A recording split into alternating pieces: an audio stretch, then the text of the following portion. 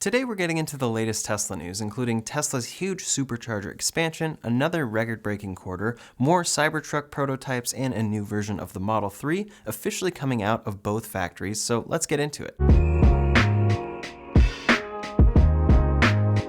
First up today, this past week, Tesla released their Q3 earnings and had their first earnings call without Elon Musk present. This is a good sign showing how things are trending in a great direction financially, so much so that Elon doesn't need to be there himself. In any case, Tesla announced profitability once again with a $2 billion GAAP operating income and 14.6% operating margin in Q3. For cash, they listed an operating cash flow less capex of $1.3 billion in Q3, with the main highlights of operations being record vehicle production and deliveries, and the wider rollout of the full self-driving city streets beta. What they're seeing overall is that their cars are getting more and more popular, maybe even more than they expected, since EV demand continues to truly shift. Quote, EV demand continues to go through a structural shift. We believe the more vehicles we have on the road, the more Tesla owners are able to spread the word about the benefits of EVs. While Fremont factory produced more cars in the last 12 months than in any other year, we believe there is room for continued improvement. Additionally, we continue to ramp Gigafactory Shanghai and build new capacity in Texas and Berlin.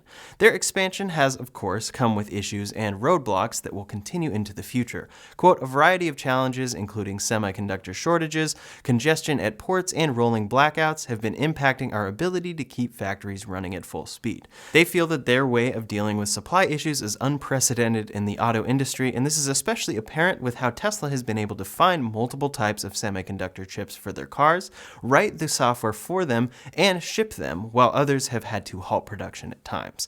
For details on vehicle production, Tesla said, quote, our Fremont factory produced over 430,000 vehicles in the last 4 quarters, and we believe there is room for continued improvement. Model S production continued to ramp successfully in Q3, and Model X production ramp and first deliveries have begun. It's great to hear that the Model X production ramp has actually begun since we've been waiting so long for that car, and then it's super interesting to see Tesla's run rate in Fremont at 430,000 over the past 4 quarters. Even though they actually list higher in their installed annual capacity, Elon detailed that Giga Shanghai has surpassed their Fremont run rate, and soon 2 new factories will be up and running. For Giga Texas, it sounds a bit behind Giga Berlin, with Tesla saying, quote, Gigafactory Texas is progressing as planned. We are in the process of commissioning equipment and fabricating our first pre-production vehicles. Whereas Giga Berlin says factory build-out remains on track with testing of equipment well underway. We expect to receive final permit approval before the end of this year.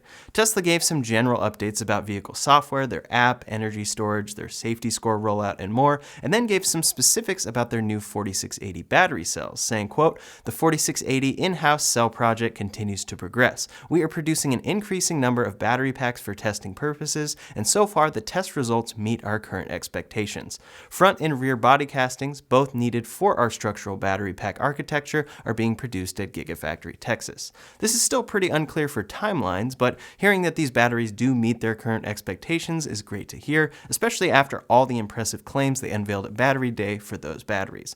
One of the biggest things mentioned for these earnings is their plan to achieve 50% average annual growth on the multi-year horizon.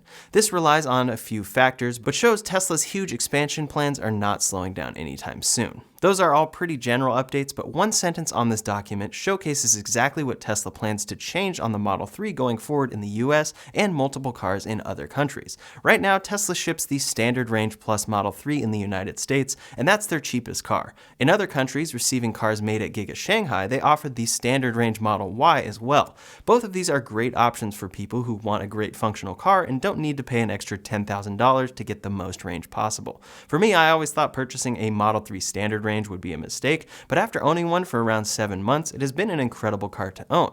These cars simply use smaller battery packs than long-range vehicles, but now Tesla is planning an official shift on these vehicles. In the earnings report itself, under Giga Shanghai, it says, quote, for standard range vehicles, we are shifting to lithium iron phosphate, LFP, battery chemistry globally. This is a bit hidden since it can be taken as they are making LFP batteries for standard range vehicles in China, but it specifically says globally. Typically, batteries with this chemistry are less efficient because they offer less energy density, but they are also cheaper and safer to use.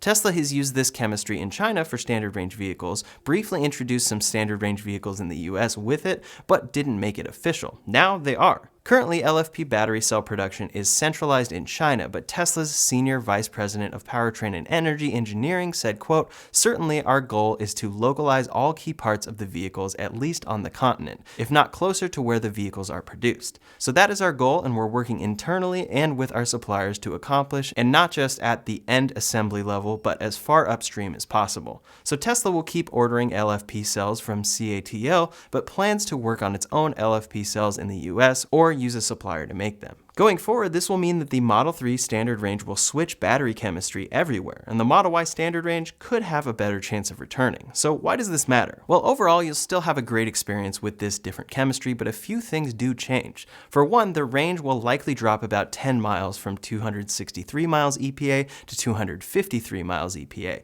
That's a slight disadvantage, but the rest should be an advantage. When commenting on this different battery pack, Elon Musk said, quote, "Our intent with this pack is that product experience is roughly equivalent between nickel and iron. I'd personally slightly opt for iron pack, as it wants to be charged to 100%, whereas nickel prefers around 90%.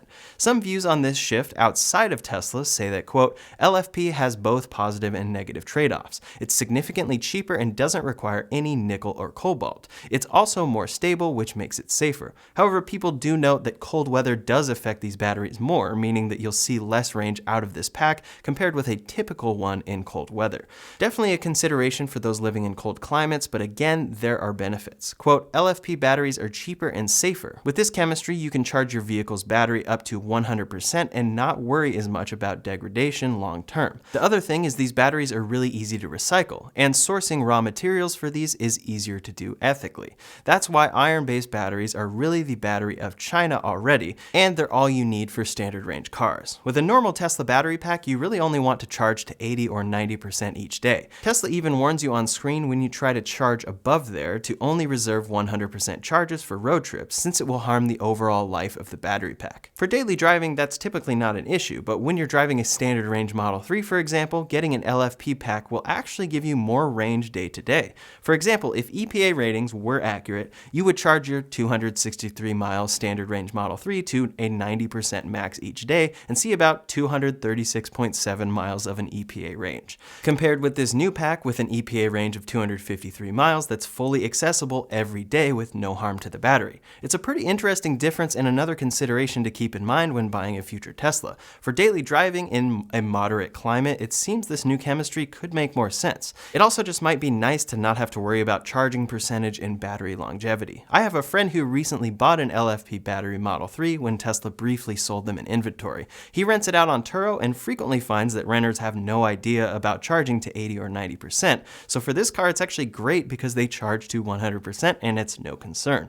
It'll be interesting to see how long it takes for this to become standard, but it's a shift Tesla plans for globally. It does have a couple downsides, but a lot of advantages, and I personally hope it helps usher in the return of the standard range Model Y in the US. Next up today, we've talked in recent videos about the Cybertruck being spotted testing. Most recently, we saw a new version of the truck that appears to have no door handles, as Elon Musk has talked about, includes four-wheel steering for very sharp turns, again, as Elon has talked about, as well as side mirrors. These side mirrors are not something Tesla has shown at all or spoken of much, but will be legally required for the Cybertruck to ship at this point in the US unless something changes dramatically. However, we've seen that Tesla has the cameras in place on the Cybertruck to eliminate side mirrors entirely, allowing for what should be a superior side camera system and better aerodynamics for performance and range. Again, mirrors would be required though, and were spotted testing on a new version of the Cybertruck. Shortly after this video was seen, Elon Musk tweeted to say, quote, "They're required by law, but designed to be easy to remove by owners." This all but confirms side cameras coming to the Cybertruck, since they would clearly need some sort of alternate system if the mirrors will be easily removed. In any case, what hasn't been clear up until now is whether or not Tesla is just changing around and modifying the original Cybertruck prototype unveiled in 2019, or if they actually are testing multiple new versions of the truck. In that recent sighting, the dimensions looked quite a bit different, with a slightly shorter front end bumper and longer windshield. And on Tesla's earnings call, they confirmed that they do have multiple Cybertrucks in testing. This looks like one of those versions of that truck, and it's great to see that they have multiple in testing as opposed to just the original one. On Tesla's earnings call, Tesla's vice president of vehicle engineering said, quote, "As you may have seen recently in social media, we've built a number of alphas and are currently testing those to further mature the design. He then went on to say, and while those point out a few key additions like rear steering,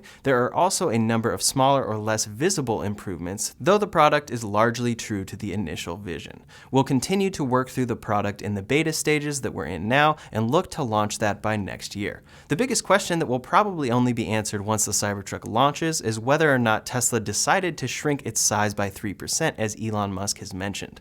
Originally, he said that they would need to after showing it to Jay Leno. Then he said 3% smaller was too small in a tweet. However, as far as I know, the most recent word on it from Elon came on Joe Rogan's podcast, where he again mentioned a 3% decrease in size, saying, quote, we adjusted the size a few percent, like around 3% or smaller. You don't want it to be a couple of inches too big for the tunnel. These new photos of a new Alpha Cybertruck seem to be smaller, but we'll know for sure with better photos or with the release of the Cybertruck, hopefully next year. Next up today, a few interesting updates have come out about Tesla's full self-driving beta. Tesla is now pushing the beta to many more customers with the best safety score. I tested it out myself and it still has a lot of room for improvement, so it's clear why Tesla needs customers to truly pay attention 100% of the time when using the City Streets beta.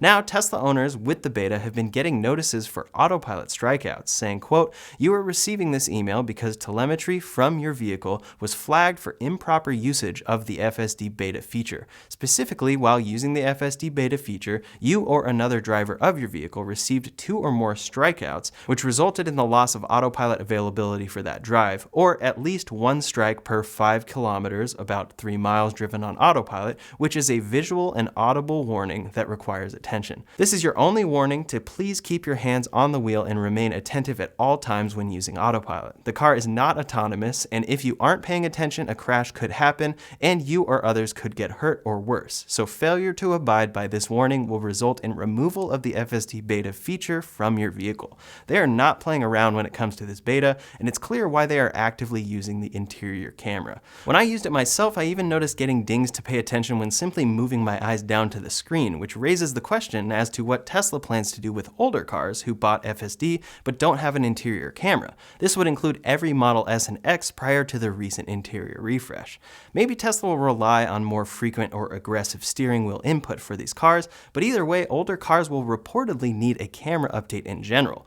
People started noticing that Tesla owners with Autopilot 2.0, who paid for full self-driving and got a 100 out of 100 safety score, have not received the beta. When asked about this and if older cars from 2016 or 2017 will receive FSD, Elon Musk said, yeah, although early production cars will need camera upgrades as well as FSD computer, all included in the price. The timeline is unclear on this, but it's another retrofit Tesla will have to offer for their older cars to receive the full self-driving feature, so hopefully it comes soon and doesn't add too much backup to their already strained service centers. In any case, it appears that they will be replacing the exterior cameras, but if they need to replace the 3 front cameras on the windshield, I'm curious if they just install the new assembly with an interior camera on the back side of that as well, so that those drivers can have true driver monitoring as well. Next up today, speaking of service, when asked on the earnings call about Tesla's challenges with backed up service centers around the country, Tesla acknowledged the issues and said, we remain super focused on adding locations. And so over the last year, we've grown our physical footprint of service centers by 35%. Furthermore, when speaking of their ultimate goal for cars just not to need service in general, Zachary Kirkhorn said, quote,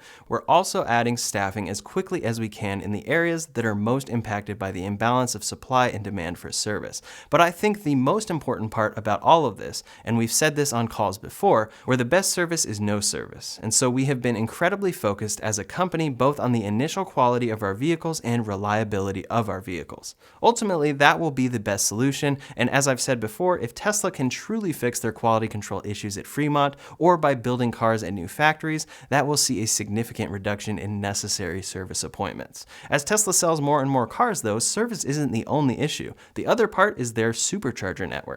Tesla's Supercharger network is one of their largest advantages because you have easy charging options all around the country to choose from when driving. They're easy to use, charge your car fast, and are Tesla exclusive for now, but they are getting more and more crowded. Tesla is selling cars faster than they're building new chargers, so these end up backed up on holiday weekends, and many are afraid that it will only get worse, especially if Tesla goes through with their plans to open up their Supercharger network to other EVs in the near future. Well, Tesla detailed their plans for expansion of superchargers, saying, quote, we are executing on accelerating expansion plans globally. The network has doubled in the last 18 months, and we are planning to triple it over the next 2 years. Hopefully we can see this come to be, because if they can truly expand this network that much while continuing to sell hundreds of thousands of cars each quarter and growing, it will ensure a great experience for all customers.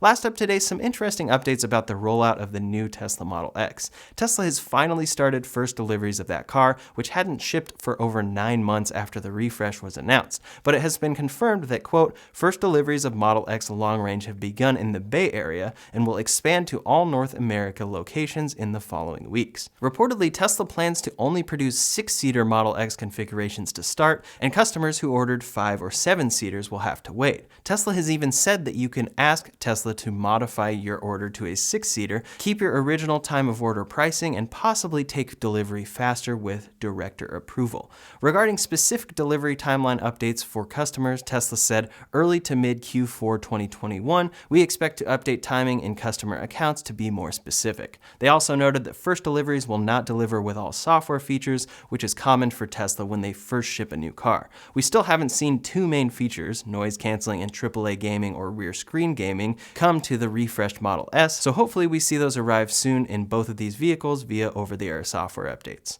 That's all the latest Tesla news for today, so in the meantime, if you want to see more about the Cybertruck and Tesla removing configurations, you can check out that video linked up here or in the description below. Thanks so much for watching, and I'll see you on the next one.